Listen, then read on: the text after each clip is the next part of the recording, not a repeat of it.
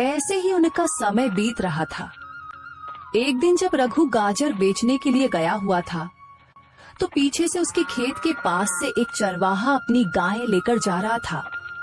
उसकी गायों ने गाजर को देखा तो रघु के खेत की तरफ दौड़ी। उन्होंने रघु के खेत से गाजर खाना शुरू कर दी। चलो बस करो अब, पता नहीं किसका खेत है, मालिक आ गया तो पूरे पैसे लेगा और मेरे पास इतने पैसे नहीं हैं। चलो भागो, अब घर जाकर खा लेना। चरवाहे ने गायों को रोकने की बहुत कोशिश की, लेकिन वे नहीं रुकी।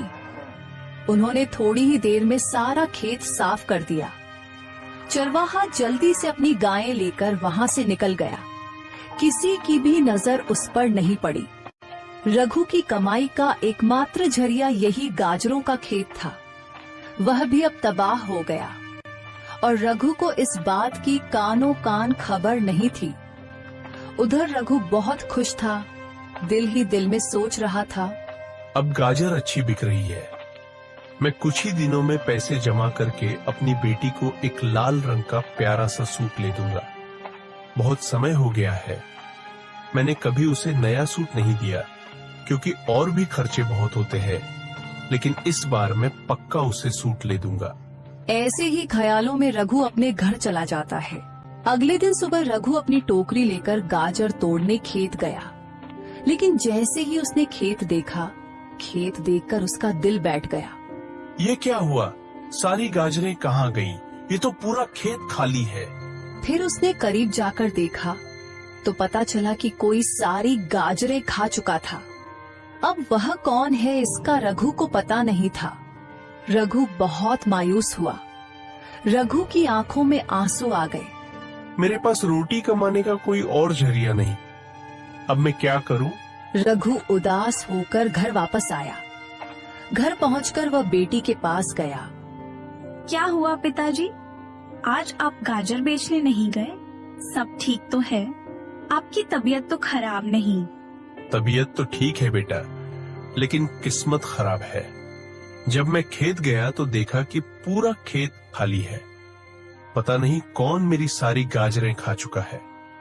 मैंने आसपास कुछ लोगों से भी पूछा, लेकिन किसी को भी इस बात का पता नहीं। अब मैं क्या करूं? मुझे तो कुछ भी समझ नहीं आ रहा। दोबारा अगर खेत में गाजर लगाऊंगा तो 3 से 4 महीने लग जाएंगे। इतनी देर में हम क्या करेंगे? घर का खर्च कैसे चलेगा? मुझे तो इसी चिंता ने सताया हुआ है। पिताजी, आप इतनी चिंता मत करें। पहले ही मैं बीमार हूँ।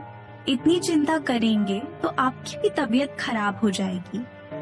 आप ऐसा करें कि जब तक नई गाजर नहीं उगती, आप किसी से काम का पता कर लें और गांव में ही कोई काम करें। हाँ बेटी, तुम सही कह रही हो। काका रामू मुझे पहले सेठ भूषण के पास काम करने को कहते थे, लेकिन कभी जरूरत ही नहीं पड़ी। अब मैं सीधे सेठ भूषण के पास ही जाता हूँ और उनके पास काम करता हूँ जब तक नई गाजर नहीं उगती। ठीक है बेटी, मैं अभी जाता हूँ, तुम अपना ख्याल रखना। रघु सेठ भूषण के पास काम का पता करने के लिए चला गया। सेठ जी, मैं आपके पास काम का पता करने के लिए आया हूँ। मुझे कोई भी काम दे दीजिए, मैं मन लगाकर काम करूंगा।